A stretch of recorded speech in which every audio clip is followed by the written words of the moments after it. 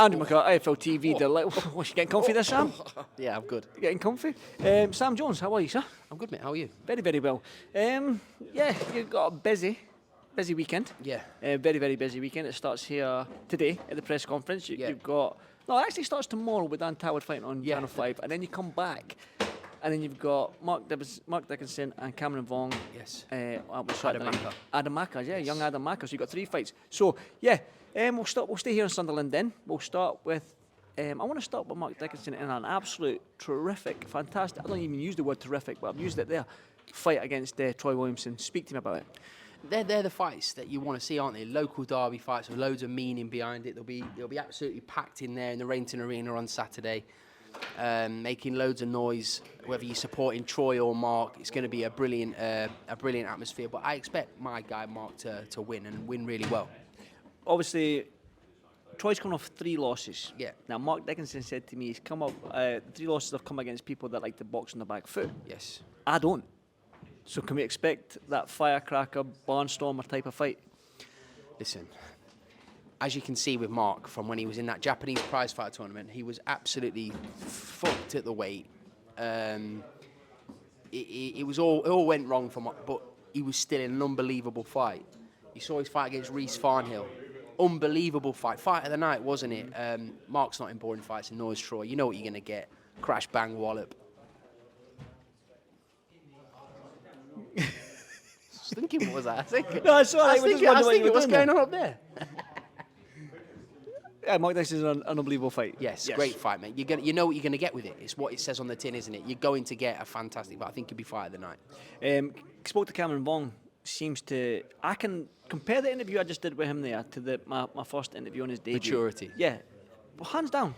Do you know how much why, he's Andrew? matured? Because he's been involved in fights that I don't think people give Cameron the credit, and I shout it every single time. They don't quite give him the credit for the career he's had already at the age of 22.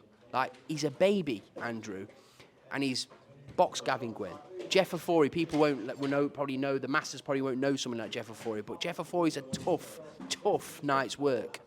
He's boxed even that Joe Hughes, another tough kid from that. Like, he's not had easy fights, Cameron.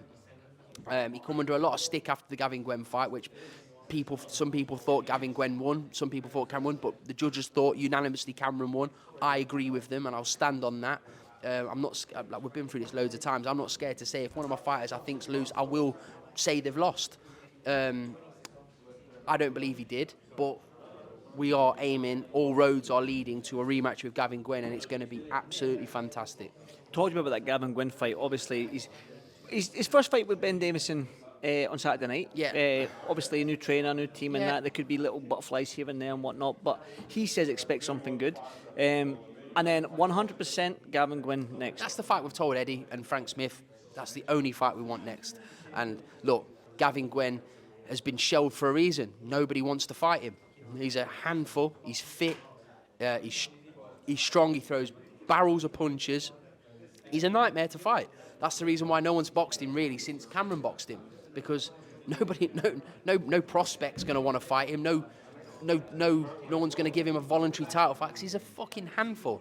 But Cameron wanted to fight him straight away. Rest assured, and I tell you, it's my decision and my decision alone to make sure he had those fights in between to get him a bit more experience. Even though, like, as I say, we believe he won the fight, it's good to get that experience. And we wanted one fight with Ben under the belt to then go straight into the Gavin Gwynn fight. But you will see after this fight, providing Eddie makes the fight, because listen, it's not down to me. All I can do is accept the fight, accept the number. Annoy Eddie, accept the number. Listen, I do annoy Eddie, but I have to. Somebody has to. And we've made it very clear that is the only fight we want for Cameron. Adam Maca then, another young prospect you've got. Again, he's one of them prospects that, when I look at these young prospects now, the Moses Itaumas, even the Cameron Vongs, Adam Macas, Leo Tangs, they've got something about them where... Aura. Aura. This is their life. It just seems like this young man, he's got a swag about him. Adam... We went on the Ariel Hawani show. Do you imagine Adam's debut, right? The build-up to his debut. People don't understand this. 18 years old, debuting at Madison Square Garden. Went on the Ariel Hawani show. Millions of viewers and listeners. And he said on there, I would fight Inoue in his debut, right? Got a lot of stick for that, got a lot of comments, right? But he means it. Like, he means it. Like, as funny as it is, he means it. And obviously it's never going to happen, but he means it. He will fight anybody, right? And they're the types of fighters I want to work with, who have a huge self-belief, right? And that's why, as I say, I've got a really good relationship with Adam. I speak to him every day. I've got a really good relationship with him.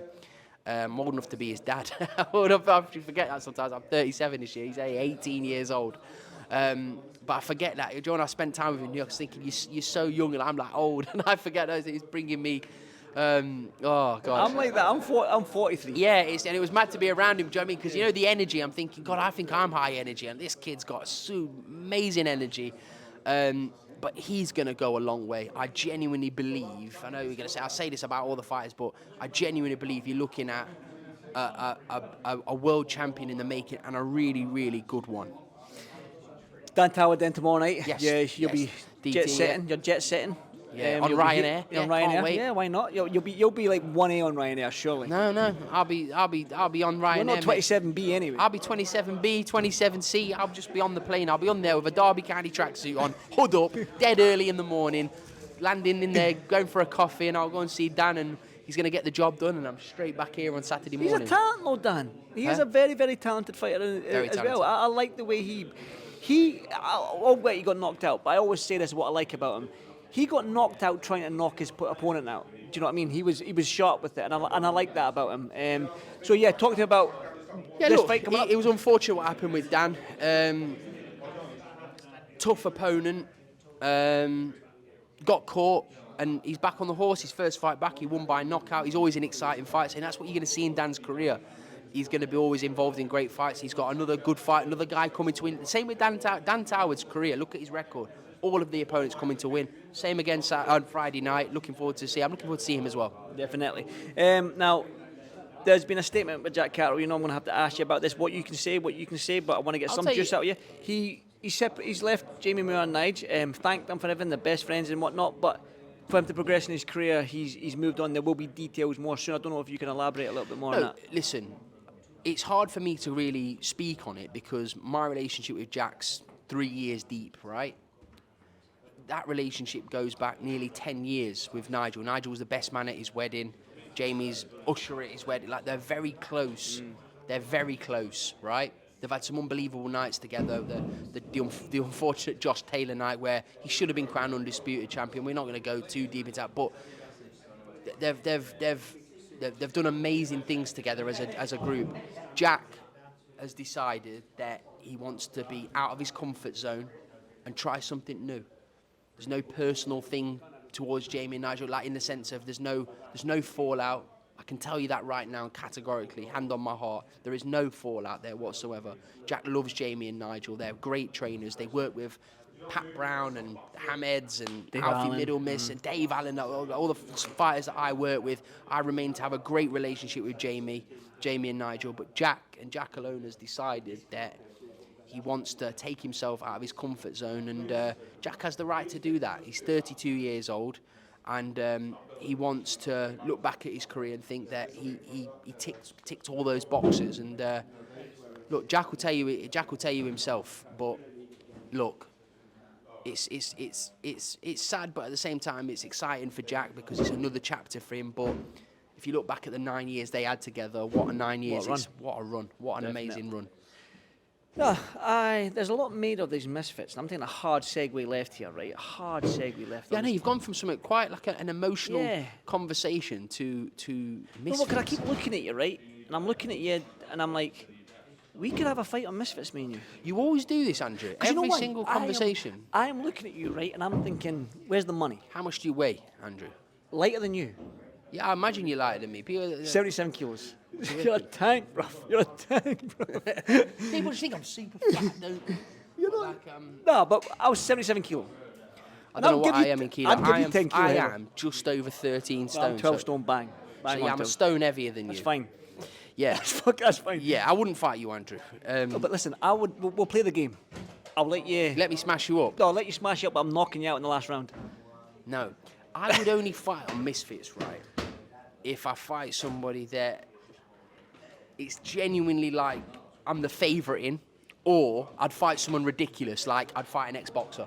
Because it doesn't matter if I get knocked out or not. I can have a go. Anything's a bonus. But I want that. I'm about the money now. Fine, Listen, you can have some people- 70-30. Yeah, no. 70-30? You're off your head. Listen, 95-5 with me and you, mate. Fuck you. 95-5. Fuck you. 95-5. Eddie gave Coogan 90-10. How are you giving me 95-5? 90-10. If me and you were having a fight, it's 90-10 split. You're that much of an A-side compared to me. Yeah, I am, yeah. Bullshit, man. You know I can. I said, you know that press conference would be spicy if you started your shite with me. I think I'd get in your head. You'll get out of. I think I'd get in your head. No, but what do you make of it all? Because obviously, Carl Froch and Darren Till, like Darren Till can fucking fight, man. Yeah, Darren Till's, And Carl Froch Darren just tells Till's you a it's scary man. Yeah. Darren Till's a scary man. Do you know what I'd like to see? I think he's got like, you can see he's got loads left in the tank, by the way. Like he's fit, he's strong. I think he could go back to UFC as well and do something great there as well. But if he's going to carry on doing what he's doing now, I'd like to see him fight Jake Paul. One, because Darren Till is a nutcase and the build-up would be hilarious. But I think in a realistic world, the fight to make is him against Tommy Fury.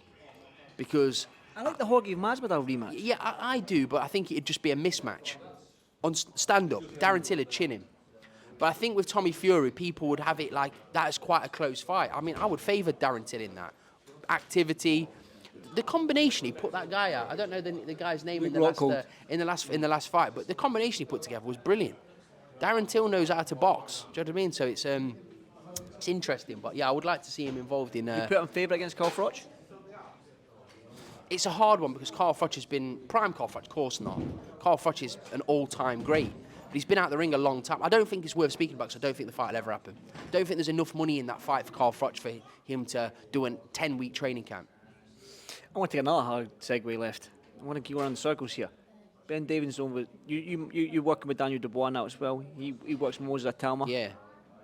Would that be a fight? Makes Of course, sense? absolutely. The fight, not will it be a fight? It's going to happen, isn't it? It's just when's the right time for it to happen. The fight's not big enough yet.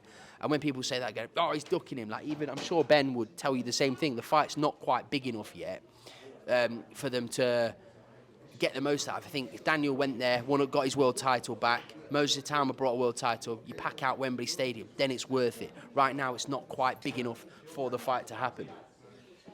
What's next for Daniel then? Big fight. Against? I don't know. What's Cameron doing? Cameron's getting his kit off. That's what was distracting you there. Yeah, that's it, mate. Don't say that. Yeah, People cool. say all kinds of dodgy things on there now. No, big fight's only for Daniel. He's not doing a comeback 8-round. He's When going you to look at the landscape though, the heavyweight division's on fire right look now. at who Frank Warren's got. He's got all the heavyweights, so you know he's going to be involved in a massive David fight. Adderley? No, because I don't really like that fight because, no offence to David, who I'm very fond of, by the way, he's coming off the back of, is it back-to-back defeats? No, he won TKB. Okay, well, he lost to Ergovic and he Like lost to... Yeah, David Adley is great value. He promotes, he's a great self-promoter, he's a brilliant talker, and he can really fight. I think he would have kicked himself in the Ergovic fight because I think he had him going a few times, didn't he? But there's no gain there for Daniel Dubois. One final one for me. I probably will get you on a Zoom before Canelo Crawford. You're in Belfast next week? Yeah. Yeah, I'll speak to you next week. Pat Anyway. Brown on the undercard. I saw you have, So I was going to take. I saw you have. So you have. So you have, wee man. So I was pure Scottish there. I was really Scottish. I went too Scottish there, didn't I? Wee man, I'm a stone heavier than you. Aye, but you're wee man, I can kick your cunt. Billy Nelson's allowed to call me wee man because he's like weighs triple what I weigh. You can't because I'm actually heavier than you. Well, but wee man is like even if he's bigger than you, you call him wee man if you can smash his face in. I just see wee man as that guy who used to kick himself in the head in Jackass. That's where I get wee man. Nah, I couldn't do not that. type of wee man. Remember that guy. Sam, as always, a pleasure to speak to you, my friend, and safe flight tomorrow. And I'll catch you in the next one. Thank you, brother.